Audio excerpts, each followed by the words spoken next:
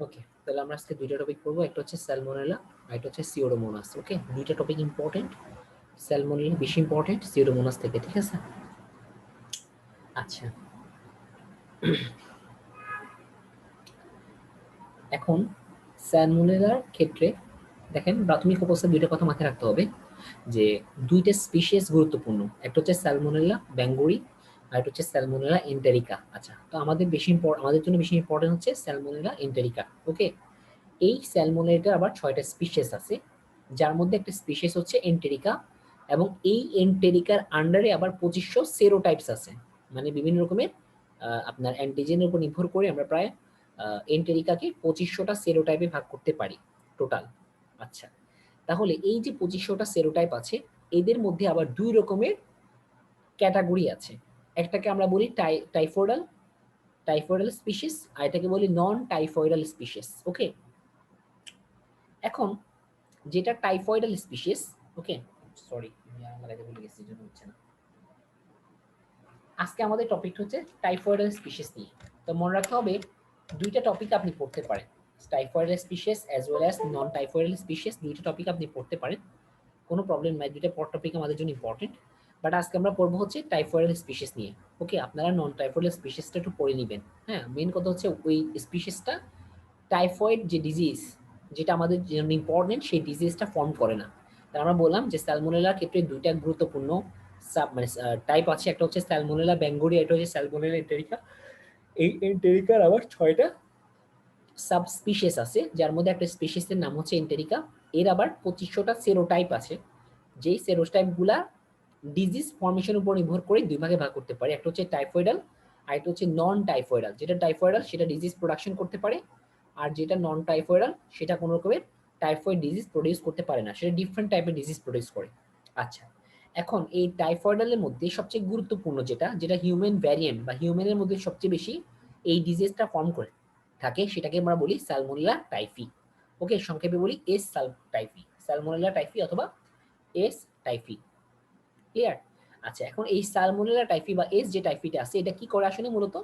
এটা একটা enteric fever বা টাইফয়েড ফিভার বলে ডিজিজ প্রডিউস করে। তাহলে এন্টেরিক ফিভার যে কথা, টাইফয়েড ফিভার একই কথা। ওকে, কোনো সমস্যা নেই, দুইটা ব্যাপার একই। তাহলে আমাকে মনে রাখতে হবে যে আমার টাইফয়েডাল স্পিসিসের মধ্যে যেটা আমাদের হিউম্যান ভ্যারিয়েন্ট বা হিউম্যানের ক্ষেত্রে সবচেয়ে গুরুত্বপূর্ণ ভূমিকা পালন করে, সেটাকে আমরা বলতেছি স্যালমোনেলা টাইফি বা এস টাইফি, যেটা মূলত এন্টেরিক ফিভার অথবা টাইফয়েড ফিভার ফর্মেশন করে। ঠিক আছে? আচ্ছা, এখন আসেন প্রথমে আমরা কিছু জেনারেল ক্রাইটেরিয়া পড়ে নিই, যে স্যালমোনেলা নিয়ে আমরা যে জেনারেল ক্রাইটেরিয়া বা জেনারেল যে কথাবার্তাগুলো বলি সেটা একটু পড়ে নিই।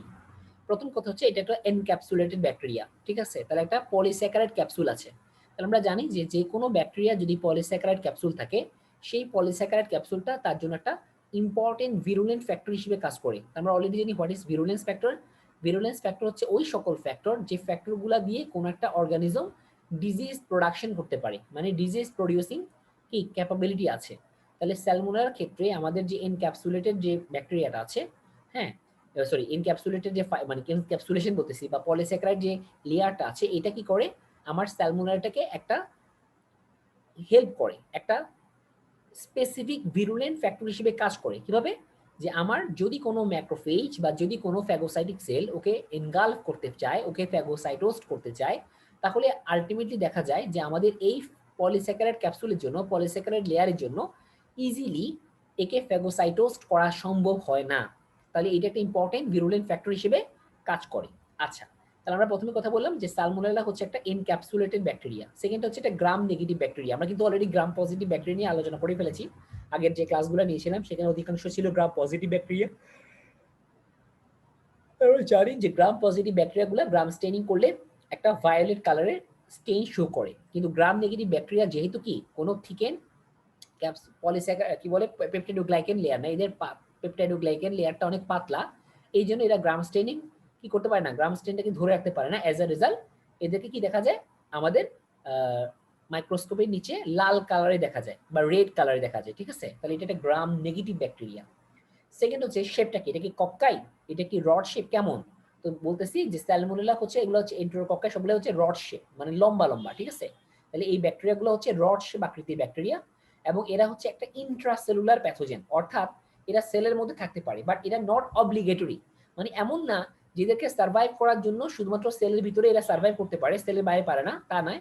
এরা সেলের ভিতরে এবং সেলের বাইরে দুই ক্ষেত্রেই সমভাবে সার্ভাইভ করার ক্যাপাবিলিটি রাখে। ঠিক আছে, এই জন্য আমরা কি বলতেছি এদেরকে আমরা বলতেছি facultative intracellular pathogen. Facultative intracellular pathogen. Okay, আচ্ছা, এটা আমাদের মাথায় রাখতে হবে তাহলে যে আমাদের স্যালমোনেলা স্পিসিসটা হচ্ছে ফেকাল্টেটিভ ইন্ট্রাসেলুলার প্যাথোজেন, অর্থাৎ এরা সেলের ভিতরে সার্ভাইভ করতে পারে এবং এরা সেলের বাইরেও সার্ভাইভ করতে পারে, কিন্তু সেলের ভিতরে সার্ভাইভ করার আগ্রহ বা সার্ভাইভ করার ক্যাপাবিলিটি ওদের বেশি। এই জন্য ওদেরকে আমরা সরাসরি বলতেছিলাম ইন্ট্রাসেলুলার, বাট এটা ফেকাল্টেটিভ, ইচ্ছা মতো থাকতে পারে। আচ্ছা, এরপর হচ্ছে এটা কি অ্যারোবিক নাকি অ্যানারোবিক? তো বলা হচ্ছে এরা মূলত অ্যানারোবিক। এরা মূলত অ্যানারোবিক, কিন্তু কেমন অ্যারোবিক? ফেকাল্টেটিভ, অর্থাৎ এরা অক্সিজেন থাকলেও সার্ভাইভ করতে পারে, আবার অক্সিজেন ছাড়াও সার্ভাইভ করতে পারে, দুই ক্ষেত্রে এদের সার্ভাইভের ক্যাপাবিলিটি আছে। আচ্ছা, তাহলে এবং দুইটা অবস্থায় এরা কিন্তু এটিপি প্রোডাকশন করতে পারে। কিন্তু মনে রাখতে হবে যখন অক্সিজেন থাকে না, আমরা সবাই জানি যে অক্সিজেন ছাড়া যে মেটাবলিজম হয় থাকে আমরা অ্যানারোবিক মেটাবলিজম বলি, এবং এটাকে একটা নাম বলি ফার্মেন্টেটিভ মেটাবলিজম। কারণ ওখানে মূলত আসলে কি হয়, ল্যাকটিক অ্যাসিড ফর্মেশন হয় বা ফার্মেন্টেশন হয়। তাহলে আমরা এটাও জানি যে যখন অক্সিজেনের সাহায্যে কোনো মেটাবলিজম হয় তখন এটিপি প্রোডাকশন হার অনেক বেশি থাকে, কিন্তু অক্সিজেন ছাড়া যদি কোনো মেটাবলিজম হয় সেখানে এটিপি প্রোডাকশন রেট বা এটিপি প্রোডাকশনের পরিমাণ তুলনামূলক অনেক কম হয়। ঠিক আছে, আচ্ছা, তাহলে মনে রাখতে হবে যখন এরা ফেকাল্টেটিভ অ্যানারোব হিসেবে কাজ করবে, অর্থাৎ অক্সিজেন ছাড়া সার্ভাইভ করার ট্রাই করবে, তখন কিন্তু এরা ফার্মেন্টেটিভ মেটাবলিজমের উপর ডিপেন্ডেন্ট হবে, অর্থাৎ অক্সিজেন ছাড়া মানে হচ্ছে ফার্মেন্টেশন করবে। এই ক্ষেত্রে এরা কিন্তু গ্লুকোজের উপর ডিপেন্ডেন্ট হবে, ল্যাকটোজের উপর হবে না। অর্থাৎ ফার্মেন্টেশন মেটাবলিজমে এরা শুধুমাত্র গ্লুকোজকে মেটাবলাইজ করতে পারে, কিন্তু ল্যাকটোজকে পারে না। এটা ওদের একটা ব্যর্থতা। ঠিক আছে, আচ্ছা, তারপর যে একটা কথা সেটা হচ্ছে অক্সিডেজ নেগেটিভ, অর্থাৎ এদের কোনো অক্সিডেটিভ এনজাইম নাই। আমরা সবাই জানি অক্সিডেজ থাকলে কি হয়, যেটা হাইড্রোজেন পারঅক্সাইডকে ব্রেক করতে পারে, as a result oxygen gas produce করতে পারে, কিন্তু এদের সেই ক্ষমতাটা নাই। আচ্ছা, এবং এরা কি করতে পারে, হাইড্রোজেন সালফাইড প্রডিউস করার ক্ষমতা রাখে। ঠিক আছে, তাহলে এই হাইড্রোজেন সালফাইড প্রডিউস করার উপর নির্ভর করে কি করা হয়, আমি যদি একটা ট্রিপল সুগার আয়রন এগারের উপর এদেরকে কালচার করি, তাহলে কি হয়, এরা যেহেতু হাইড্রোজেন সালফাইড প্রডিউস করে, তখন দেখা যায় এই হাইড্রোজেন সালফাইড গুলোর কারণে আমার এই কি বলে যে টেস্ট টিউবটা আছে, এই টেস্ট টিউবটার মধ্যে আমরা একটা ব্ল্যাক কালারের প্রিসিপিটেট পাই। তাহলে আমরা এই ব্ল্যাক কালারের উপর নির্ভর করে বুঝতে পারবো যে এরা হাইড্রোজেন সালফাইড প্রডিউস করতে পারে। হাইড্রোজেন সালফাইডের কালার হচ্ছে ব্ল্যাক কালার। ঠিক আছে, তাহলে আমরা যদি ট্রিপল সুগার আয়রন এগারের উপরে দেখে কি করি, কালচার করি, তাহলে কি করতে পারবে এরা হাইড্রোজেন সালফাইড প্রডিউস করতে পারবে। অ্যাজ এ রেজাল্ট কি হবে, একটা ব্ল্যাক প্রিসিপিটেট ফর্মেশন হবে। ওকে, তাহলে আমাদেরকে প্রথমে কি বলে রাখতে হবে যে স্যালমোনেলা হচ্ছে একটা এনক্যাপসুলেটেড ব্যাকটেরিয়া, অর্থাৎ এদের পলিস্যাকারাইড ক্যাপসুল আছে যেটা ওদেরকে ফেগোসাইটোসিস হওয়ার থেকে রক্ষা করে, অর্থাৎ একটা ভিরুলেন্স ফ্যাক্টর হিসেবে কাজ করে। এরা গ্রাম স্টেইন কন্টেইন করে না, as a result they are gram negative bacteria, এবং কালার হচ্ছে রেড কালার। এরা আকৃতিগতভাবে রড শেপ বা লম্বা। এরা facultative intracellular as well as facultative anaerobe, but মনে রাখতে হবে ফার্মেন্টেটিভ মেটাবলিজমের ক্ষেত্রে মানে উইদাউট অক্সিজেন ছাড়া তারা যখন মেটাবলিজম করে তখন শুধুমাত্র তারা গ্লুকোজকে মেটাবলিজম করতে পারে, কিন্তু ল্যাকটোজকে মেটাবলিজম করতে পারে না। এরা অক্সিডেজ এনজাইম প্রোডাকশন করতে পারে না, এজ এ রেজাল্ট তারা হাইড্রোজেন পারঅক্সাইডকে ব্রেক করতে পারে না, এবং এরা হাইড্রোজেন সালফাইড প্রডিউস করে। এই জন্য একটা আয়রন এগারের মধ্যে যদি আমি কি কালচার বা প্রেসিপিটেট করি, তখন এই হাইড্রোজেন সালফাইড প্রোডাকশন হওয়ার কারণে ওই জায়গায় একটা ব্ল্যাক কালারের প্রেসিপিটেট ফর্মেশন হয়, যেটা হাইড্রোজেন সালফাইড থেকে আসে। ঠিক আছে, তাহলে এই কথাগুলো আমাকে একটু মনে রাখতে হবে, যতটুকু সম্ভব মনে রাখার ট্রাই করেন। না মনে রাখতে হবে কোনো এমন না যে 100% মনে রাখতে হবে, যতটুকু সম্ভব। ঠিক আছে, এগুলো এত ইম্পর্টেন্ট না আমাদের জন্য, আমাদের পরীক্ষার জন্য তেমন ইম্পর্টেন্ট নয় এই কথাবার্তাগুলো। এখন আসেন এই যে আমাদের যে স্যালমোনেলাটা আছে বা স্যালমোনেলাটা প্যাথোফিজিওলজিটা কি, কিভাবে এই স্যালমোনেলাটা আমাদের বডিতে ডিজিজ প্রডিউস করে।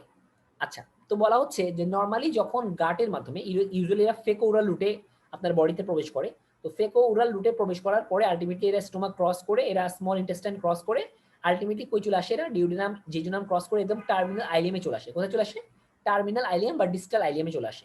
এবং ডিস্টাল আইলিয়ামে আসলে কি হয়, আচ্ছা একটু মাথায় রাখতে হবে, আমরা যদি আপনি অ্যানাটমিটা ভালোভাবে পড়ে থাকেন আপনি জানেন বা আপনি জানার উচিত যে আমাদের আইলিয়ামের একটা স্পেশালিটি আছে। কি স্পেশালিটি, আমাদের যে আইলিয়াম তার মধ্যে যে ল্যামিনা প্রোপিয়া আছে, এই ল্যামিনা প্রোপিয়ার নিচে এই ল্যামিনা প্রোপিয়ার মধ্যে একটা স্পেশাল জিনিস আছে। কি স্পেশাল জিনিস, কিছু অ্যাগ্রিগেটেড লিম্ফোসাইট সেল আছে, কিছু অ্যাগ্রিগেটেড লিম্ফোসাইট সেল আছে। এই অ্যাগ্রিগেটেড লিম্ফোসাইট সেলগুলোকে আমরা কি বলি, এই অ্যাগ্রিগেটেড লিম্ফোসাইট সেলগুলোকে আমরা বলি পিয়ার্স প্যাচেস। এবং এই পেয়ার্স প্যাচেসগুলা সাধারণত ইমিউনিটিতে আপনাকে হেল্প করে, আপনার বডিতে ইমিউন সিস্টেমগুলোকে আরো বুস্ট আপ করতে হেল্প করে। এবং মনে রাখতে হবে এই পেয়ার্স প্যাচেসগুলা শুরু হয় আমাদের ল্যামিনা প্রোপিয়া থেকে এবং এরা আলটিমেটলি এক্সটেন্ড করে সাবমিউকোজা পর্যন্ত। ঠিক আছে, এরা কিন্তু সাবমিউকোজা থাকে না, এদের মূলত অবস্থানটা হচ্ছে ল্যামিনা প্রোপিয়াতে, অর্থাৎ এরা এপিথেলিয়াল লেয়ারের ঠিক নিচেই অবস্থান করে। আমরা জানি যে মিউকোজা 3টা লেয়ার থাকে, ঠিক না? ফার্স্ট হচ্ছে এপিথেলিয়াল লেয়ার, তারপর হচ্ছে ল্যামিনা প্রোপিয়া, তারপর হচ্ছে মাস্কুলারিস মিউকোজা এবং তারপরে হচ্ছে কিন্তু সাবমিউকোজা। তাহলে মনে রাখতে হবে এই যে পেয়ার্স প্যাচেসগুলো বা ইমিউন সেলের অ্যাগ্রিগেশনগুলো আছে এরা কিন্তু ল্যামিনা প্রোপিয়াতে অবস্থান করে, বাট এদের এক্সটেনশনটা এক্সটেন্ড করে সাবমিউকোজা পর্যন্ত এবং সাধারণত যখন তারা এক্সটেন্ড করে ওই জায়গায় মাস্কুলারিস মিউকোজাগুলোকে তারা ডিস্ট্রয় করে ফেলে। ঠিক আছে, এটা হচ্ছে নর্মাল কি বলে position of the pairs patches. এবং এই পেয়ার্স প্যাচেস সেলগুলা বা ইমিউন টিস্যুগুলা মূলত আমাদের বডিকে ইমিউনিটি প্রদান করতে হেল্প করে।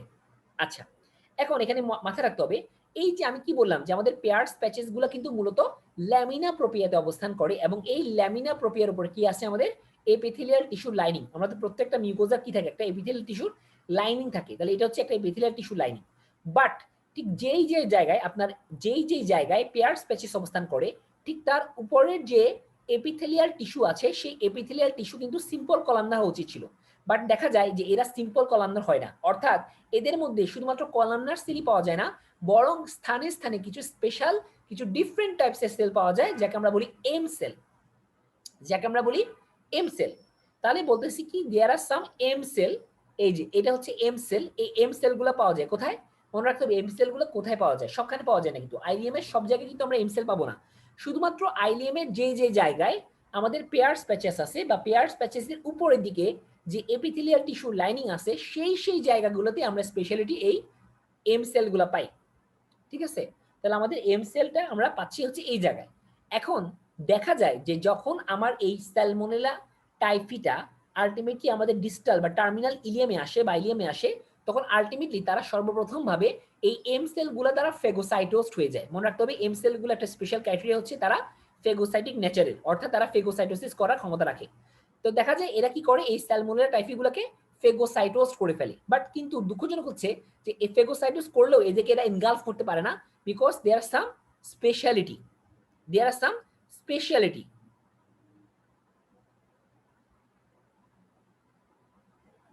আচ্ছা, তাহলে এই স্পেশালিটির জন্য দেখা যায় যে এদেরকে কোনোভাবে এরা ডিস্ট্রয় করতে পারে না, বরং এই সেলগুলা থেকে বা এই এম সেলগুলা থেকে স্যালমোনেলা টাইফিগুলো কি করে বের হয়ে আসে এবং বের হয়ে কই চলে আসে, এরা ল্যামিনা প্রোপিয়াতে চলে আসে। কারণ আমরা আগে বলেছি ল্যামিনা প্রোপিয়াতে কি আছে, পেয়ার্স প্যাচেস আছে, তো ওই জায়গায় কি আছে প্রচুর পরিমাণ টি সেল আছে, বি সেল আছে এবং আলটিমেটলি কি করে টি সেলগুলোকে এদেরকে ডিস্ট্রয় করার ট্রাই করে এবং আলটিমেটলি ওদের বিরুদ্ধে অ্যান্টিবডি প্রোডাকশন করার ট্রাই করে। বাট দুঃখজনক হচ্ছে যখন এদের বিরুদ্ধে অ্যান্টিবডি প্রডিউস হয়, কিন্তু অ্যান্টিবডি প্রডিউস হয় ঠিকই, কিন্তু এই অ্যান্টিবডিগুলো ওদেরকে কোনোভাবেই ডিস্ট্রয় করতে বা ওদেরকে কোনোভাবেই হ্যাম্পার করতে পারে না। কেন পারে না? Because they contain special virulence factor is call Vi factor. Vi মানে হচ্ছে Vi capsular polysaccharide antigen virulence factor. It is one of the important virulence factor of the S Typhi, যেটা আলটিমেটলি তাদের পলিস্যাকারাইড ক্যাপসুলের মধ্যে থাকে। তাহলে কি হচ্ছে, এদের পলিস্যাকারাইড ক্যাপসুলের মধ্যে একটা স্পেশাল অ্যান্টিজেনিক সাবস্টেন্স থাকে যাকে আমরা বলতেছি Vi capsular polysaccharide antigen virulence factor.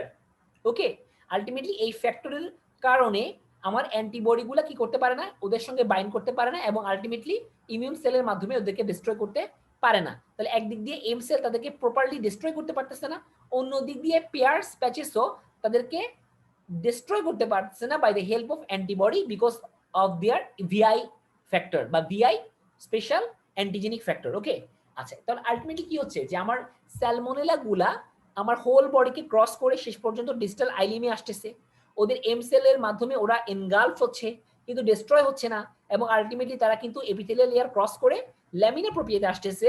Lamina প্রোপিয়াতে আসার পরেও তো তাকে ডিস্ট্রয় করা সম্ভব হচ্ছে না by the help of pair surface because of the presence of VI factor. তাহলে আলটিমেটলি ওদেরকে কোনোভাবেই ডিস্ট্রয় করা সম্ভব হচ্ছে না।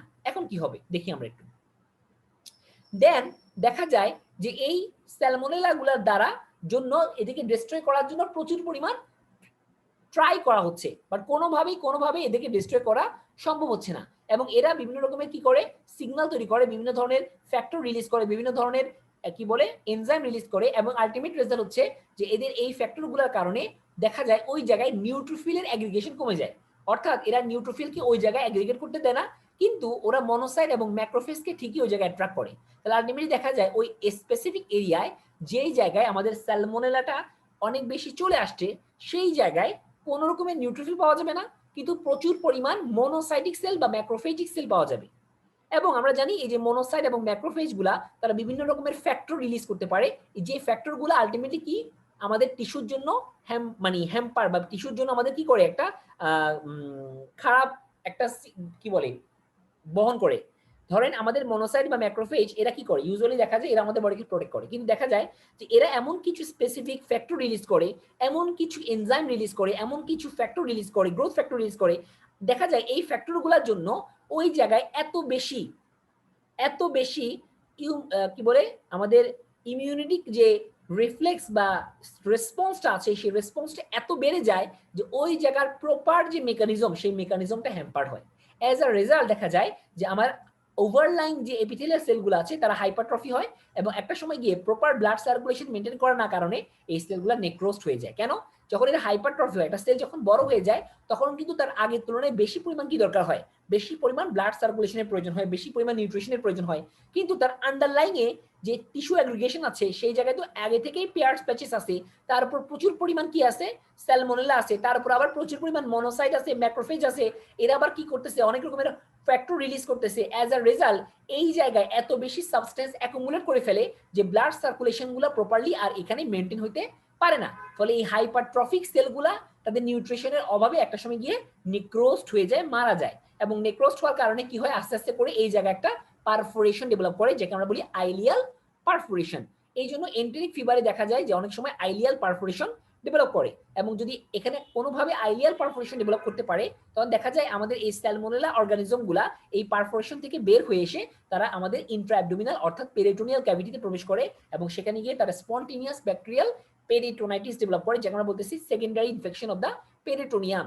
হ্যাঁ, যেটা ফলো করতেছে আইলিয়াল পারফোরেশন। তাহলে আইলিয়াল পারফোরেশনটা হবে এমন না, সবসময় হবে তা না, এটা নির্ভর করে কি রকম ব্যাকটেরিয়াল লোড আছে, কি রকম আপনার বডি ইমিউন সিস্টেম আছে, আপনার ইমিউন সিস্টেম কতটা উন্নত, ঠিক আছে, সবকিছুর উপর নির্ভর করে আইলিয়াল পারফোরেশনটা হবে। তাহলে আইলিয়াল পারফোরেশনটা হচ্ছে এন্টেরিক ফিভার বা আমাদের এই স্যালমোনেলা একটা কমপ্লিকেশন।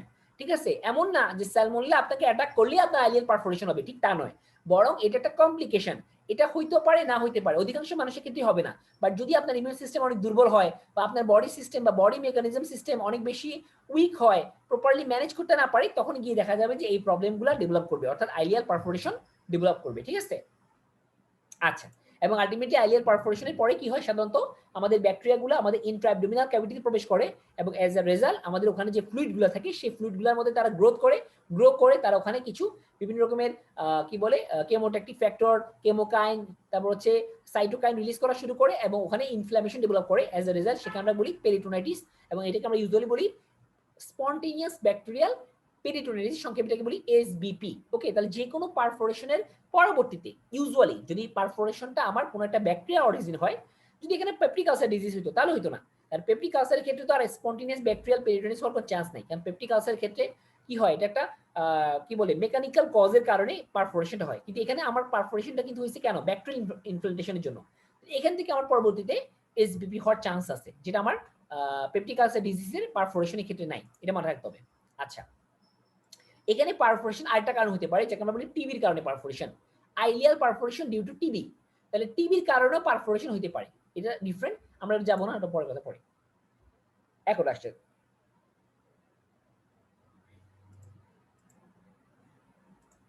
এখন বিষয়টা হচ্ছে এই যে ম্যাক্রোফেজ গুলা আমার স্যালমোনেলা টাইফিকে খেতে চাইলো বা গিলতে চাইলো, কিন্তু গিলতে পারলো না। কোশ্চেন হচ্ছে কেন পারলো না? তাহলে আমরা একটু আগে দেখে আসছি যে এখানে কিছু প্রচুর পরিমাণ ম্যাক্রোফেজের অ্যাগ্রিগেশন হচ্ছে। তাহলে এত ম্যাক্রোফেজ এটা বসে বসে কি আমার আঙ্গুল চুষতেছে? এদের তো উচিত ছিল আমার এই স্যালমোনেলা গুলোকে এনগালফ করে ফেলা, এদেরকে ফেগোসাইটোস্ট করে ফেলা। তাহলে কেন পারলো না? তাহলে নিশ্চয়ই ওদের কোনো স্পেশালিটি আছে।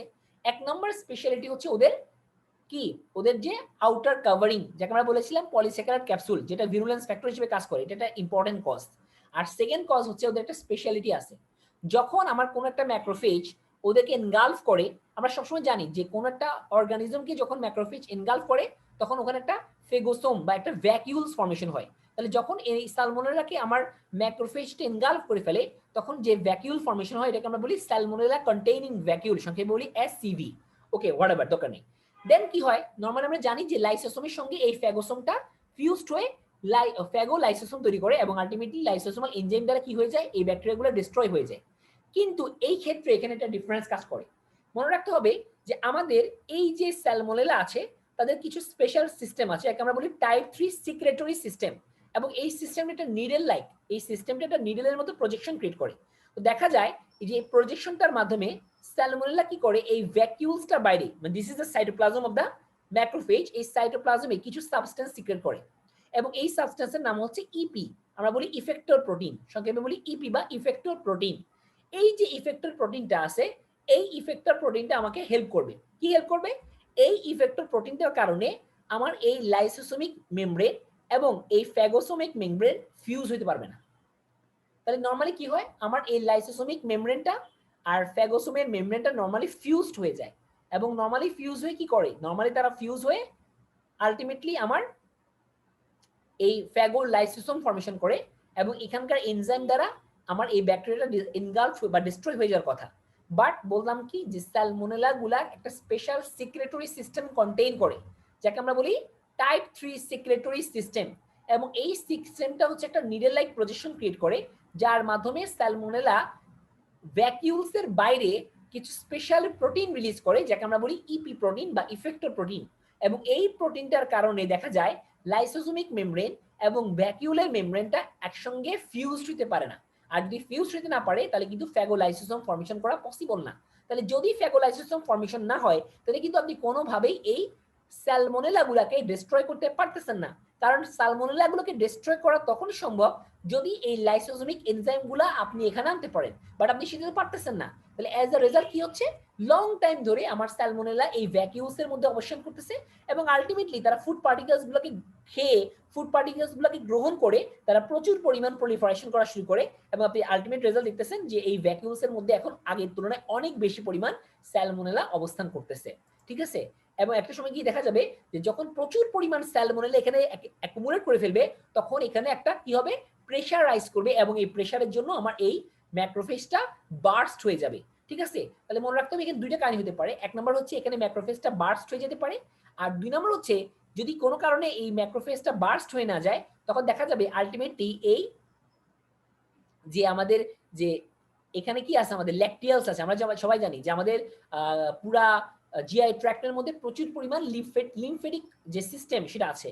তাহলে আমরা দেখা যাবে এবং আমরা জানি যে লিমফেটিক সিস্টেমগুলো ইউজুয়ালি কি করে, আমাদের এই ম্যাক্রোফেজ বা অ্যান্টিজেন প্রেজেন্টিং সেলগুলোকে মুভমেন্ট করায়, বিভিন্ন জায়গায় একটা নোড থেকে আরেকটা নোডে মুভ করায়। তাহলে যদি এমন হয় যে কোনো একটা হচ্ছে বার্স্ট হতে পারে, বার্স্ট হলে আলটিমেটলি কি হতে পারে যে আমার এখানে আরো প্রচুর পরিমাণ সেলের মানে ব্যাকটেরিয়াল সেল বেড়ে যেতে পারে। আর দুই নম্বর হচ্ছে যদি বার্স্ট না হয় এবং কোনোভাবে যদি কোনো একটা ম্যাক্রোফেজ এই ল্যাকটিয়াল সিস্টেমের মাধ্যমে নোড টু নোডে ছড়ায় পড়ে, this is called mesenteric lymph node, এই নোড টু নোডে ছড়ায় পড়ে আলটিমেটলি আমরা কি জানি এই মেজেন্টারিক লিম্ফ নোডগুলো আলটিমেটলি কই যায়, থোরাসিক ডাক্টের মাধ্যমে আমাদের রাইট অ্যাট্রিয়ামে যায়, রাইট অ্যাট্রিয়াম থেকে আলটিমেটলি রাইট ভেন্ট্রিকল হয়ে সেখান থেকে লাংসে যায়, লাংস থেকে লেফট ভেন্ট্রিকল হয়ে আলটিমেটলি সম্পূর্ণ বডি বা সিস্টেমিক সার্কুলেশনে ছড়ায় পড়ে। তাহলে আলটিমেটলি কি হবে, এই লিম্ফেটিক ডাক্ট হয়ে সিস্টেমিক সার্কুলেশনে ছড়ায় পড়বে এবং এই স্যালমোনেলা কন্টেইনিং যে ম্যাক্রোফেজ গুলো আছে তারা বডির বিভিন্ন অর্গানগুলোতে গিয়ে অবস্থান করবে, যেতে পারে স্প্লিনে, যেতে পারে লিভারে, যেতে পারে গল ব্লাডারে, যেতে পারে লিম্ফ নোডে, ডিফারেন্ট লিম্ফ নোড অথবা বোন ম্যারোতে। ঠিক আছে, এবং ওখানে গিয়ে কি হবে, আলটিমেটলি প্রচুর পরিমাণ ম্যাক্রোফেজ, প্রচুর পরিমাণ স্যালমোনেলা ম্যাক্রোফেজের মধ্যে অ্যাগ্রিগেট করবে এবং ওখানে গিয়ে এই ম্যাক্রোফেজ গুলো বার্স্ট হবে এবং স্যালমোনেলা গুলো আমার ম্যাক্রোফেজ থেকে বের হয়ে ওই অর্গানটাকে ইনফিলট্রেট করবে। তাহলে এইভাবে কিন্তু আমার স্যালমোনেলাটা বিভিন্ন অর্গানে ছড়াই যেতে পারে। ঠিক আছে, তাহলে আমি যেটা বলেছিলাম যে আলটিমেটলি কি হবে, স্যালমোনেলা টাইফি ইনডিউসড অ্যাপোপ্টোসিস হবে এবং আলটিমেটলি কি হবে, আমার বিভিন্ন অর্গানগুলোতে ছড়ায় যাবে। আর যদি এমন হয় যে ব্লাড ভেসেলে থাকা অবস্থায় আমার কি হয়েছে, ম্যাক্রোফেজটা বার্স্ট হয়ে গেল, অ্যাপোপ্টোসিস হয়ে গেল এবং আমার স্যালমোনেলাগুলা ব্লাডের মধ্যে ছড়াই গেল, তখন কি ডেভেলপ করবে, ফার্স্টে ব্যাকটেরিয়া ডেভেলপ করবে। আর যদি ব্লাডের মধ্যে অনেক বেশি ব্যাকটেরিয়া ছড়াই পড়ে যেটা আলটিমেটলি সাইন সিমটমস ডেভেলপ করে, যাকে আমরা বলি সেপসিস, তাহলে সেপসিস ডেভেলপ করবে। তাহলে একটা সময় কি হবে, ভ্যাসোডাইলেশন হবে। আর যখন ব্লাড ভেসেলগুলো ডাইলেটেড হয়ে যায় তখন তারা প্রপার ব্লাড সার্কুলেশন মেনটেন করতে পারে না, ফলে বিভিন্ন জায়গায় বিভিন্ন অর্গানগুলোতে হাইপোপারফিউশন ডেভেলপ করবে। এবং আমরা জানি বিভিন্ন অর্গানতে যখন হাইপোপারফিউশন ডেভেলপ করে তখন ওই অর্গানগুলোর মধ্যে কিছু ড্যামেজ ক্রিয়েট হয়। ঠিক আছে, অর্থাৎ পেশেন্টের সেপটিক শকে ডেভেলপ করবে। ঠিক আছে, যেটা আমরা সেপসিস থেকে বলি সেপটিক শক। আচ্ছা, তাহলে আলটিমেটলি অনেক রকমের প্রবলেম ডেভেলপ করতে পারে। তাহলে আমরা প্রথমে বললাম কিভাবে আমার প্যাথোজেনিসিটি অফ দা স্যালমোনেলা, তারপর স্যালমোনেলা কিভাবে বিভিন্ন অর্গানগুলোতে ছড়াইতে পারে, কিভাবে স্যালমোনেলা আমার ব্লাডের মধ্যে সেপসিস করতে পারে, ব্যাকটেরিয়া করতে পারে, ঠিক আছে? আচ্ছা, এখন বলা হচ্ছে নরমালি আমরা কি জানি যে আমাদের যে স্প্লিন আছে, স্প্লিনের একটা স্পেশালিটি হচ্ছে নরমালি স্প্লিনের একটা স্পেশালিটি হচ্ছে এরা ক্যাপসুলেটেড ব্যাকটেরিয়াগুলোকে ডিস্ট্রয় করতে পারে। এখন কোন একটা পেশেন্টে যদি স্প্লিন না থাকে, যাকে আমরা স্প্লিনেক্টমি বলি, অথবা কোনো পেশেন্টে যদি ফাংশনাল এসপ্লেনিয়া, যাকে আমরা সিকল সেল ডিজিজ বলি, এই দুইটা কন্ডিশনে তার স্প্লিন থাকে না অথবা স্প্লিন কাজ করতে পারে না, তখন কিন্তু আলটিমেটলি কি হয়, এই যে ব্যাকটেরিয়াটা আছে যেটা আমাদের ব্লাড থেকে কিন্তু মানে স্প্লিন নষ্ট করে ফেলার কথা, সেটা কিন্তু আর নষ্ট হয় না, ফলে তারা রিপিটেডলি সার্কুলেশন হইতে থাকে এবং দেখা যায় রিপিটেড সার্কুলেশন হইতে একটা সময় গিয়ে তারা আমাদের বোন ম্যারোতে চলে যায় এবং বোন ম্যারোতে গিয়ে তারা আলটিমেটলি অস্টিওমাইলিটিস ডেভেলপ করে। তাহলে মনে রাখতে হবে এটা নরমালি স্যালমোনেলা অস্টিওমাইলিটিস ডেভেলপ করে না, বাট যদি পেশেন্টের স্প্লিন রিলেটেড কোনো প্রবলেম থাকে অথবা স্প্লিন যদি অ্যাবসেন্ট থাকে, তাহলে তার কমপ্লিকেশন হিসেবে অস্টিওমাইলিটিস ডেভেলপ করতে পারে। ওকে,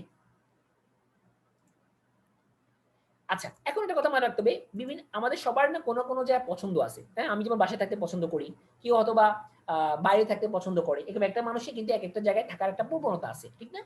আচ্ছা, স্যালমোনেলারও একটা স্পেশাল জায়গা আছে যেখানে থাকতে সে পছন্দ করে। সেই জায়গাটা কোনটা? সেই জায়গাটার নাম হচ্ছে আমাদের বাইল। আমাদের বাইল, স্পেশালি গল ব্লাডার। অর্থাৎ নরমালি স্যালমোনেলা গুলা যদি ক্রনিক অবস্থায় থাকে, মানে আপনার বডিতে যদি স্যালমোনেলা লং টাইম ধরে থাকে এবং আপনি যদি প্রপার ট্রিটমেন্ট না করেন, তখন তখন দেখা যায় নরমালি স্যালমোনেলা গিয়ে আমাদের বাইলে অবস্থান করে। এবং এই জন্য স্যালমোনেলা যখন বাইলে অবস্থান করে, তখন সে কি করে, এই বাইলে অবস্থান করার কারণে একটা সময় গিয়ে দেখা যায় তারা অনেক সময় এই বাইল রিলেটেড প্রবলেম ডেভেলপ করে, অনেক সময় কোলেসিস্টাইটিস ডেভেলপ করতে পারে, স্টোন ডেভেলপ করতে পারে, ঠিক আছে? এই জন্য এন্টেরিক ফিভার পেশেন্টে অনেক সময় দেখা যায় যে তাদের কি হয়, স্টোন হয়, কোলেসিস্টাইটিস হয়। এটা একটা কমপ্লিকেশন, এন্টেরিক ফিভারের একটা কমপ্লিকেশন হচ্ছে গল স্টোন ফর্মেশন করা, ঠিক আছে?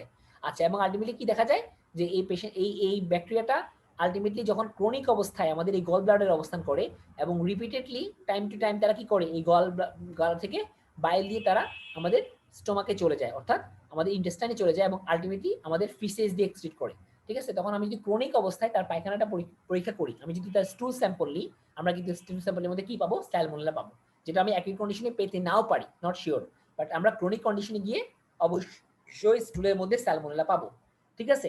আচ্ছা, এখন আসেন ইটিওলজিটা আমি চিন্তা করি, যে আমরা সবাই নর্মালি জানি যে এটা ফিকো ওরাল রুটে অবস্থান করে, মানে ফিকাল টু ওরাল রুটে এটা সাধারণত কি করে, ছড়াই পড়ে, এবং ট্রান্সমিশনের মেথড হচ্ছে হ্যান্ড থেকে অবজেক্ট অথবা মাউথ থেকে হতে পারে। পুর স্যানিটেশন, পুর হাইজিন যেটা মেনটেন করে, পায়খানার পরে প্রপারলি হাত ওয়াশ করে না, অথবা ফুড প্রপার খাওয়া দাওয়ার আগে হাত ধোয় না, ঠিক আছে, কন্টামিনেটেড ওয়াটার বা ফুড খায়, তাদের ক্ষেত্রে এটা হওয়ার চান্স থাকে, ঠিক আছে? আর একটা কথা মাথায় রাখতে হবে যে স্যালমোনেলা গুলা অ্যালকালাইন পরিবেশে সার্ভাইভ করতে পারে, কিন্তু অ্যাসিডিক পরিবেশে সার্ভাইভ করতে পারে না। তাহলে ওরা যখন ফিকো ওরাল রুটে প্রবেশ করে, মানে ওরা যখন ওরাল রুটে প্রবেশ করে, তখন তো অবশ্যই কি স্টোমাক দিয়ে পাস করতে হয়, কিন্তু স্টোমাকের মধ্যে কি থাকে, প্রচুর পরিমাণ অ্যাসিড থাকে, তাহলে কিন্তু ওরা অ্যাসিডের মধ্যে সার্ভাইভ করতে পারে না। এই জন্য কম পরিমাণ স্যালমোনেলা দিয়ে কখনোই আপনি আক্রান্ত হবেন না। আপনাকে যদি আক্রান্ত করতে হয়, আপনাকে যদি স্যালমোনেলা দ্বারা এন্টেরিক ফিভার করতে হয়, তাহলে আপনাকে প্রচুর পরিমাণ স্যালমোনেলা দ্বারা আক্রান্ত হতে হবে, অর্থাৎ আপনার ব্যাকটেরিয়াল লোড হতে হবে হিউজ। তাহলে কি হবে, প্রচুর পরিমাণ ব্যাকটেরিয়া যখন আপনার স্টোমাক দিয়ে পাস করবে, তখন অধিকাংশ ব্যাকটেরিয়া মারা যাবে, এবং যে ব্যাকটেরিয়াগুলো সার্ভাইভ করে পাস করতে পারবে তারাই কিন্তু আলটিমেটলি আমরা ডিজিজটা প্রডিউস করতে হবে। এই জন্য বলা হচ্ছে, দেখেন যে মিনিমাম এন্টেরিক ফিভার তৈরি করতে হলে আপনার ব্যাকটেরিয়াল লোড প্রাথমিক অবস্থায় মোর দেন 1 লাখ হইতে হবে, ঠিক আছে? তাহলে স্যার যদি কোশ্চেন করে এটা আনসার দিবেন সুন্দর করে স্যারকে, যে কেন পারবে না। এখন আসেন কি কি সিমটমস নিয়ে প্রেজেন্ট করতে পারে। তাহলে আমরা অলরেডি জানি যে সিমটমসগুলো নির্ভর করে কোন অর্গানকে ইনভলভ করেছে তার উপরে। তো অর্গান প্রথমে পরে আসি, আমরা নর্মাল চিন্তা করি, বলা হচ্ছে এটা আপনার বডিতে আসার 1 to 2 উইকস আফটার পরে সাধারণত সিমটমস নিয়ে অ্যাপিয়ার করে, এবং সাধারণত এটা রিজলভ হতে 4 to 6 উইক সময় দরকার।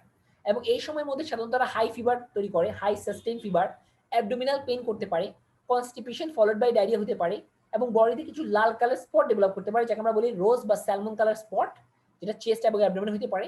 অনেক সময় দেখা যায় যে এই ইনফেকশনটা যদি ছড়ায় পড়ে, তাহলে হিপোটোমেগালি বা স্প্লিনোমেগালি ডেভেলপ করতে পারে। এছাড়া কিছু কমন ফিচার যেমন ডিহাইড্রেশন, উইকনেস, যেগুলো কমনলি হতে পারে সেগুলো হতে পারে, নট ফিচার।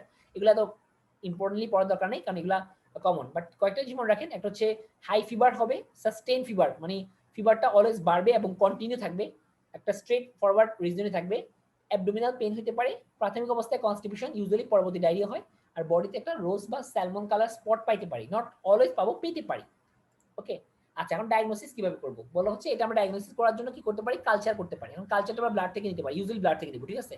অথবা বাইল থেকেও নিতে পারি। অ্যাসিম্পটোমেটিক ক্যারিয়ার মানে যার কোনো সিম্পটম নাই। বাট আগে আগে কখনো তার জ্বর ছিল, আপনি সাসপেক্ট করতেছেন যে তার হয়তোবা বডিতে সালমোনেলা আছে, এন্টেরিক ফিভার আছে। তাহলে আপনি যদি তার বাইল থেকে বাইল নেন, বাইল নিয়ে যদি তাকে কালচার করে সেক্ষেত্রে আপনি মানে মোটামুটি শিওর থাকতে পারবেন, ঠিক আছে? আচ্ছা, আর আমরা কালচার করতে পারি ব্লাডে, আমরা ইন্টেস্টাইনাল সিক্রেশন মানে স্টুলও কালচার করে দেখতে পারি, স্টুল কালচার অথবা ডিউরিনাল অ্যাসপিরেশন করে ভমিটাস থেকেও কিন্তু কালচার করতে পারি। তাহলে আমরা কালচার করে মানে আমরা স্যাম্পলটা কালেক্ট করে আমরা আলটিমেটলি কালচার করব, কালচার করে আমরা ডায়াগনোসিস করা ট্রাই করব। ইউজুয়ালি এটাই ডায়াগনোসিস করে। আরো কিছু প্রসিডিউর আছে, আমরা সাধারণত আইসিডি ফর স্যালমোনেলা করি, এটা আমরা লিখে রাখেন, এটাই আমরা বর্তমানে করি। আসলে আমরা কালচার খুব কম করি, এখন করি ICD for Salmonella, ICD for Salmonella. Okay, এখানে আমরা দুই জিনিস করি, একটা হচ্ছে ইমিউনোগ্লোবিন এম করি আর ইমিউনোগ্লোবিন জি করি, ঠিক আছে? যদি ডায়াগনোসিসটা হয় পজিটিভ, ওকে, তাহলে আমরা সাধারণত বলেছি সালমোনেলা পজিটিভ মানে এন্ট্রি ফিভার। তাহলে আমরা এন্ট্রি ফিভারের জন্য কি করি বর্তমানে? বর্তমানে আমরা আইসিডি ফর স্যালমোনেলা করি। এটা হচ্ছে একটা কি বলে অ্যান্টিবডি অ্যান্টিজেন টেস্ট আর কি, ঠিক আছে? সো আমরা আইসিডি ফর স্যালমোনেলা করব। কালচারটা এখন কম করে, ঠিক আছে? কালচার করলে রেজাল্ট টাইম লাগে, আলটিমেট টাইম থাকে না। ট্রিটমেন্ট কি করব? সাধারণত আমরা সিম্পটোমেটিক ম্যানেজমেন্ট করার ট্রাই করব। ফার্স্টে হচ্ছে ফ্লুইড ইলেক্ট্রোলাইট রিপ্লেসমেন্ট করব যদি ডায়রিয়া থাকে। যদি প্রচন্ড জ্বর এবং ফিভার থাকে তাহলে আমরা এনএসএড দিতে পারি। এছাড়া আমরা অ্যান্টিবায়োটিক ইউজ করতে পারি, ফ্লুকোনিস, সেফালোস্পোরিন, সেফট্রাক্সন ইউজ করতে পারি, ঠিক আছে? আচ্ছা, যারা ক্যারিয়ার আপনি থিঙ্ক করতেছেন তাদেরকে আমরা সাধারণত ফ্লুকোনিস ইউজ করতে পারি। আর যদি কোনো কারণে পেশেন্টে বারবার হয়, মানে আপনি যদি চিন্তা করেন যে পেশেন্টে বারবার হচ্ছে, কোনোভাবেই ট্রিটমেন্ট ঠিক হচ্ছে না, তাহলে সাসপেক্ট করতে পারেন যে তার গল ব্লাডারের মধ্যে ফোকাস আছে। সেক্ষেত্রে আমরা কি করি? আমরা গল ব্লাডার রিমুভ করে দিই, মানে আমরা কোলেস্টেক্টমি করে দিই, ঠিক আছে? তাহলে এটা মনে রাখতে হবে, এন্টেরিক ফিভারের জন্য সার্জিক্যাল ট্রিটমেন্ট হইতে পারে, লাগতে পারে। আপনারা যদি কোশ্চেন করে যে এন্টেরিক ফিভারের জন্য কি সার্জিক্যাল ট্রিটমেন্ট সম্ভব, আমি বলছি স্যার সম্ভব। অ্যাসিম্পটোমেটিক প্যারিয়ার যাদের বারবার হচ্ছে, কোনোভাবেই রিমুভ করা যাচ্ছে না, তাদের ক্ষেত্রে অনেক সময় এই পেশেন্টগুলোর ক্ষেত্রে আমাদের গল ব্লাডারের মধ্যে অনেক সময় দেখা যায় ব্যাকটেরিয়াগুলো অবস্থান করে লং টাইম ধরে এবং অ্যাজ আ রেজাল্ট পেশেন্টের বারবার এন্ট্রি ফিভার হয়। এই জন্য অনেক ক্ষেত্রে আমরা কি করি? তার গল ব্লাডারটাকে কেটে ফেলে দিই, মানে কোলেসিস্টেক্টমি করি, হচ্ছে। আর এছাড়া আমরা গুড হাইজিন এবং স্যানিটেশন নরমাল কথাবার্তাগুলো। আর দুটা কি বলে ভ্যাকসিন আছে, একটা হচ্ছে ইনঅ্যাক্টিভেটেড ইন্ট্রামাসকুলার ভ্যাকসিন, আমরা বলি ভিআই ক্যাপসুলার পলিস্যাকারাইড, ওই যে ভিআই ফ্যাক্টর যেটা ছিল তার বিরুদ্ধে। আর হচ্ছে লাইভ ওরাল ভ্যাকসিন, বাট খুবই কম ইউজ করা হয় বর্তমানে এগুলা, বা এগুলোর ব্যবহার তেমন অ্যাভেলেবেল না, ঠিক আছে? আচ্ছা, এখানে একটা টোটাল বিষয় আছে, আপনি দেখে নিতে পারেন। ওকে,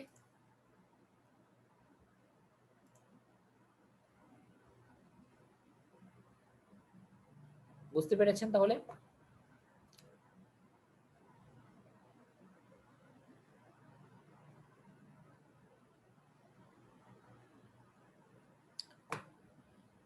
আচ্ছা, ঠিক আছে, আজকে তাহলে আমরা একটু পড়ি, বেশি পড়াইতে ইচ্ছা হইতেছে না।